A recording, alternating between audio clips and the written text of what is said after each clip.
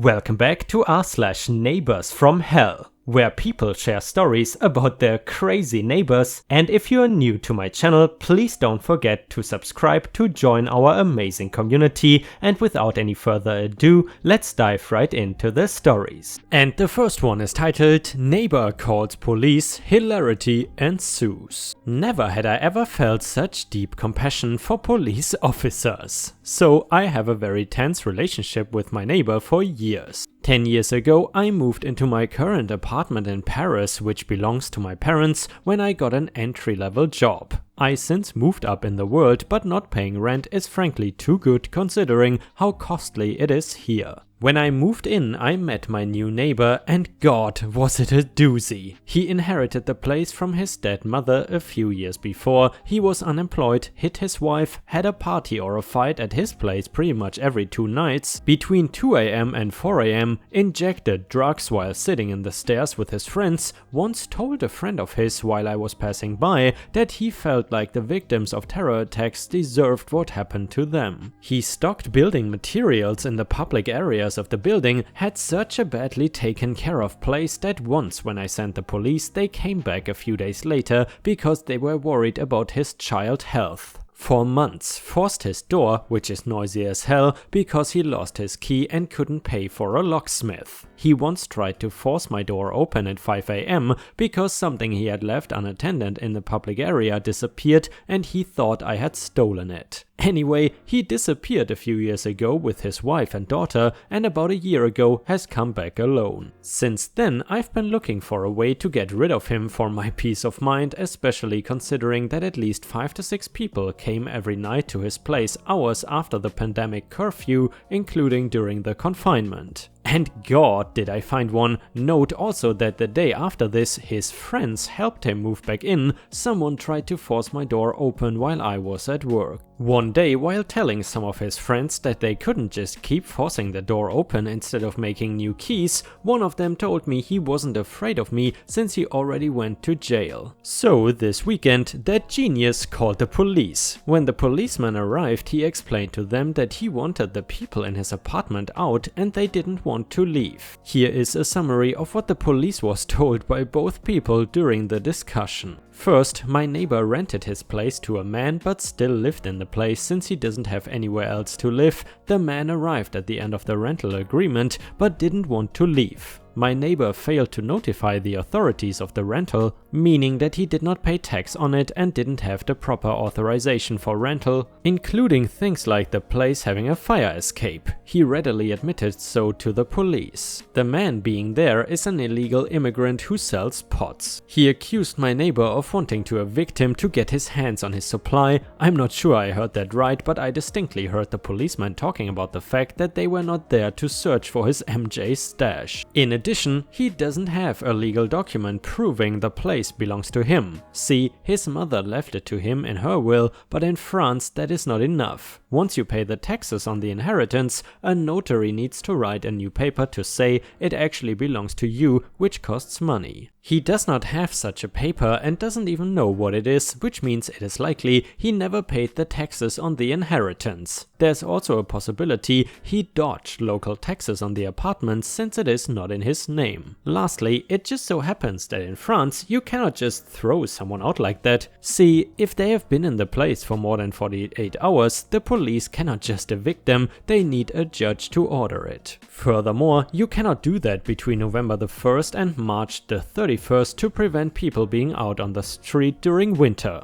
So my neighbor did all that for nothing. Policemen couldn't force the occupant out without a court order, and even then couldn't apply that court order before the last day of March. They growled a bit at everyone for the waste of time and asked the squatter to leave before Wednesday, which he agreed to since he will have his own place on Wednesday. All in all, it was a very funny evening, and I feel like I will have a discussion with the fiscal administration to talk to them about those inheritance taxes, illegal rentals and stuff. And I have to say guys, I'm kind of intrigued because the whole you cannot evict even squatters during the month of November and the end of March should in theory mean that there are a lot of good legal advice, or whatever you call it in French, stories about people dealing with squatters. Unfortunately, on Reddit you can definitely definitely don't find anything like that. Either way guys, if you have watched until here and enjoy stories about crazy neighbors, please don't forget to post some star emojis in the comments and maybe even like the video if you wanna go the extra mile and support the channel even more. Thank you so much in advance.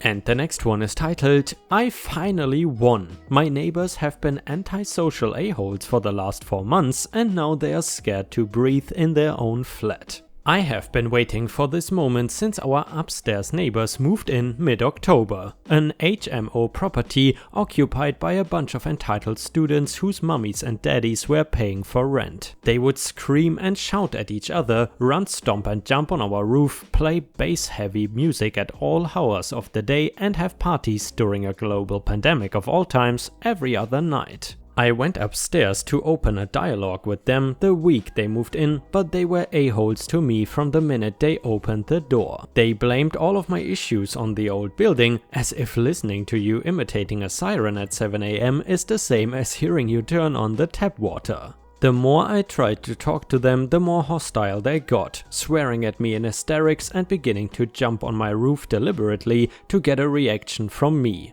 Unfortunately for them, I don't play these games. I bought a decibel reader and every time they made consistent noise above 15 dBA, even though it's a police matter at +10, I'm generous like that, I would make a note of what I was hearing at what times and report it to the police. I contacted my landlord and had emails on record detailing that my neighbor's landlord had been made aware of their tenants' antisocial behavior. I sent emails once a week to my local authorities and HMO department detailing the events. They had guests kicked out of their flat by police on 3 different occasions. They did not care enough, they assumed it was my word against theirs and went on for months lying to the police, council and landlord saying I was making it all up. Good thing I had 50 hours of audio recorded of them making excessive noise and deliberately trying to make my life difficult. The minute I heard from HMO enforcement, I sent an email to my landlord with just a sample of audio clips showing them raising the sound levels in my room to those of a small auditorium or a quartet in a chamber hall. He then sent an email to my neighbor's landlord with evidence that the tenants were lying to not just her, but every authority that tried to get involved. It has been a week now and I haven't even heard someone cough. They are starting to realize that no, it is not my word against theirs, it is my mountain of evidence and stubborn ability to stay quiet against their desperate and obvious attempts to not be held accountable. Those idiots are crapping themselves every time they make a floorboard creak and they deserve it. For some of them, this is probably the first time in their lives they are being held accountable for something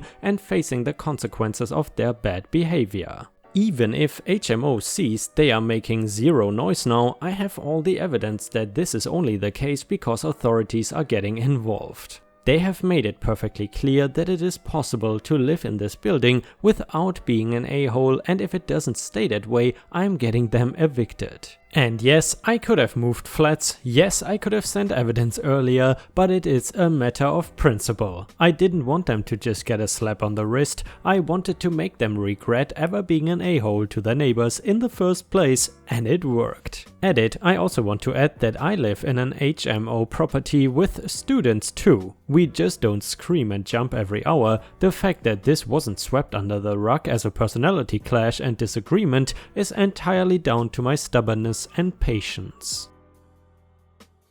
And the next one is titled, Neighbors/tenants cutting down my magnolia trees without consent. I inherited this house and surrounding property from my great-grandparents when they passed away. This includes 2 rental properties which my great-grandfather had been renting out for years to 2 families. And guys, here you can see a little drawing that shows the situation at hand. Please feel free to stop the video to take a look at the picture more closely. Relations between the 3 families had always been cordial even when my great-grandparents passed a few years ago and I I became the new landlord, though the dads of both families are only a little younger than my grandpa, and I get the impression from our interactions that they chafe a little bit that their new landlord is a woman in her late 20s, but I figured everything is fine because I've never raised the rent beyond what my great-grandpa set it at, and I always have professionals over to deal with any issues on the homes within 24 hours of receiving a call from them. About 3 years ago, a local kid was messing around in my magnolia trees and broke his leg. My homeowner's insurance paid the settlement to the kid's family, but just to be on the safe side, I had a surveyor come out and mark the property line for my lot. They also used the word plat, but I'll be honest, this is not my area of expertise. Versus the lots of the 2 rental houses, and then had a contractor come out and put a white PVC fence at the property line just to ward off a repeat incident. Like some kind of fairy tale, the kids of the families that rent from me fell in love and have decided to get married. They wanted to have a block party, and the bride's father asked if I would be okay with them decorating on my property as well, since it is part of the block. I admit I took decorating to mean things like hanging lights or other traditional wedding decorations, so I gave my consent. This morning I woke up to the sound of chainsaws and went outside to discover the parents of the bride and groom were cutting down my magnolia trees. Each tree is about 80 years old. This house was purchased as a wedding present for my great-grandma, and they planted magnolias there when they got married. If my grandma had lived, she would be turning 100 next year because they didn't match the bride's aesthetic vision. I told them to stop immediately. I didn't give them permission for that, and I was going to call the police. They stopped, but when I went inside to grab my cell, they started up again. When I confronted them, I was basically told that since they are my tenants, I would just be suing myself so I could suck it up, buttercup. I admit I was more than a little intimidated by a group of men with chainsaws. I went back in my house while they continued cutting and called the police, who came out and told them to stop and gave them tickets. But they started up again once the police were gone. I called the police again and they haven't come back out yet. I have also already called an arborist friend of mine, I'm a florist, to come out and do an assessment immediately. I called my insurance company as well, and they are going to have someone call me back. But while I am waiting, I thought I would ask here, can I sue them? Or am I, as their landlord, liable for their actions against me? Needless to say, no one is getting their lease renewed, even though they have lived here for decades. Sorry if this is rambly, the trees hold a lot of sentimental value to my family and I, so this is very emotionally draining. Update to the neighbor/tenants cutting down magnolia trees story. I have received a number of messages begging for an update, but as it has only been a few months, I can only give a partial one due to the ongoing legal issues. My attorneys have advised me not to divulge too much to anyone. Number 1. The day after my post, I called a good friend of mine who has been my go-to plumber since I inherited the property. We went to high school together to ask for his help. He went to both houses the next day, saying that I had called him last week since the water bill seemed high, and asked him to come look at the pipes. He went through the houses, surreptitiously taking pictures while inspecting the bathrooms, kitchens, water boilers, etc. for leaks. Apparently, while he was there, they made a bunch of comments about me that included racial slurs, too long didn't read, I'm biracial and do not pass for white, and such about how I need to learn my place, and after he had inspected both houses he came over to mine and gave me all the photos. I conferred with an attorney regarding evicting them, and 4 days later both families were served with 7-day eviction notices. As expected, they blew up and started throwing rocks at my house, slinging more racial epithets in my direction.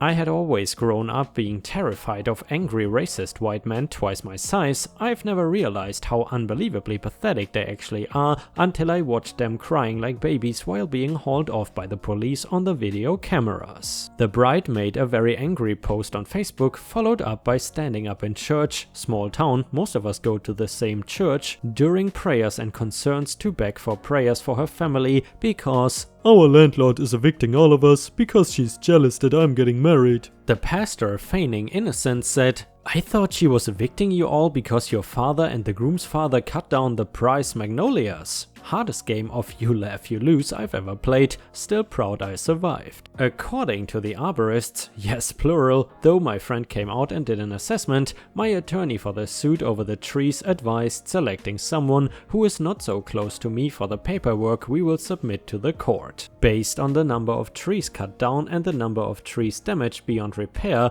and how old/well tended those trees were, the value of the trees alone is more than I could sell all 3 houses for in the current housing market around here. Then the attorney started talking about how the damages are multiplied, and let's just say I would be quite happy with half that number, but I know when to zip my lips, so I will let my attorneys handle the negotiating. They did in fact destroy the houses as best they could. I have enough savings and inheritance left that I can live without the rent for a while, so I am using it as an excuse to have both houses renovated, since they haven't had major renovations since well before I was born. The bride and groom got married and had their reception in the church basement instead of the cul-de-sac. They had to cancel the honeymoon to spend the money on legal fees. Am I a bad person for being amused? Hurricane Michael just gave me some wild thunderstorms, thankfully passed over us with the worst of it. My boyfriend of 7 years also proposed. Finally, goddamn.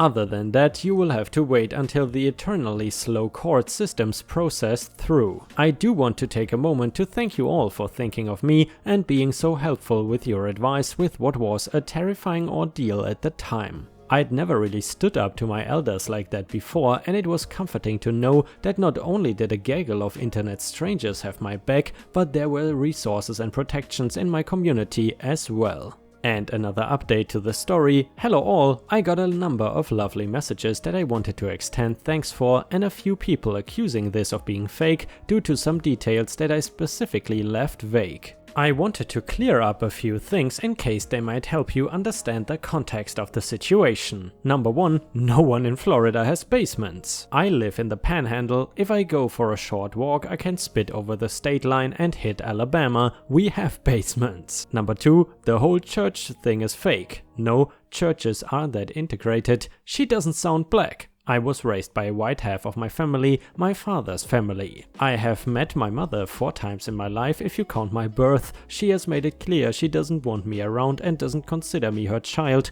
and for my own sanity, I have left it at that. I went to the white church with my great-grandparents. If there were some rumblings about them bringing me around when I was a baby, they had been silenced long before I was old enough to remember, though I certainly remember every time I've been told that I'm a good black person, not like those other people. The first time I heard AAVE was from other students at school who constantly mocked me for not being black enough. I have spent my whole life being too dark-skinned to be white and too culturally white to be black. It's a bit of a sore spot with me, so I would appreciate you not try to invalidate my entire existence because I don't conform to your mental stereotype of what a mixed/biracial woman is supposed to be. As far as the pastor calling the bride out, it's a small town. The pastor has been lifelong friends with my grandfather's younger brother since they were boys. He grew up running around those Magnolias and has been there for me while I deal with the emotional pain of losing some of them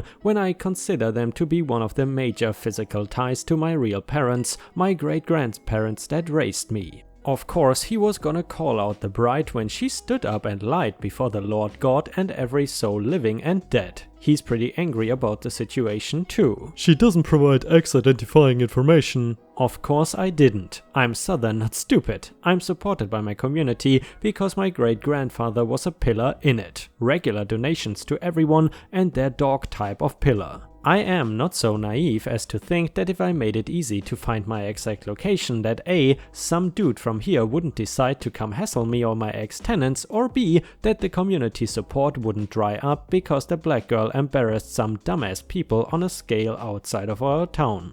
I'm aware of the racial tension and that my position can best be described as precarious. I'm more interested in protecting myself than exposing every detail of my life to strangers on the internet. Her boyfriend only proposed because she might get a lot of money. Ha, you all got me laughing with this one. I've been giving him crap for it since he asked. But no, sadly, he's in the last year of his master's program and we had discussed before getting married once he had finished it. I would have expected the proposal sometime between August and Christmas of this year. Also, I am very aware that I'm not gonna get much out of them.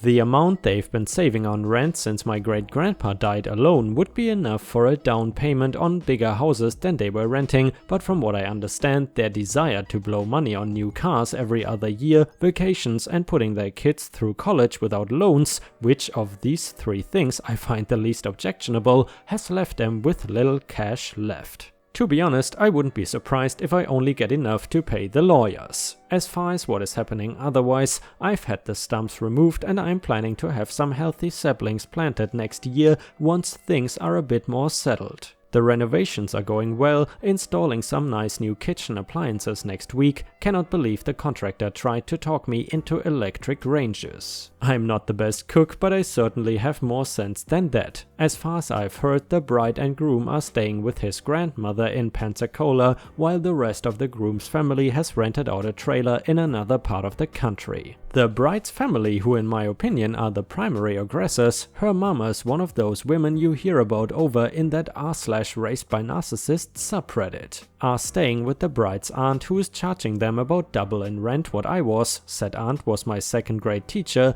and has apparently taken a dim view of the whole thing. The joys of living in a town too small to have a Starbucks. And guys, as you can already hear in the last update to this story, OP was rather concerned for her privacy for a variety of reasons, and therefore it was essentially impossible to really contact her. However, thankfully I did find out a little more details. Essentially, whenever there is a popular thread on r/legal advice, it might also get posted on r/best of legal advice, or short BOLA. And essentially I contacted a lot of people in the thread this story was posted, and one of these people supposedly contacted the OP years ago and wrote me the following. Hello, yes, I contacted the author of this story years ago. She told me that she successfully sued the tenants/neighbors for a rather large sum, but she was not willing to go into much more detail since she did not want to get doxxed. I would have loved to hear how much it actually was though. And yeah guys, there you have it. Unfortunately, we don't know how much exactly this person got, which would have been very satisfying, but at least we have some sort of closure. And guys, unfortunately, we have already reached the end of the video. I hope you enjoyed today's stories, and if you haven't already, please also go to patreon.com/ripeyoutube, where I upload exclusive Reddit videos starting at just $3 a month. This is a great way to support me in case you are interested, and the chance for me to become independent from YouTube revenue. Thank you so much for watching. Please don't forget to subscribe and like the video, and I hope to see you again tomorrow.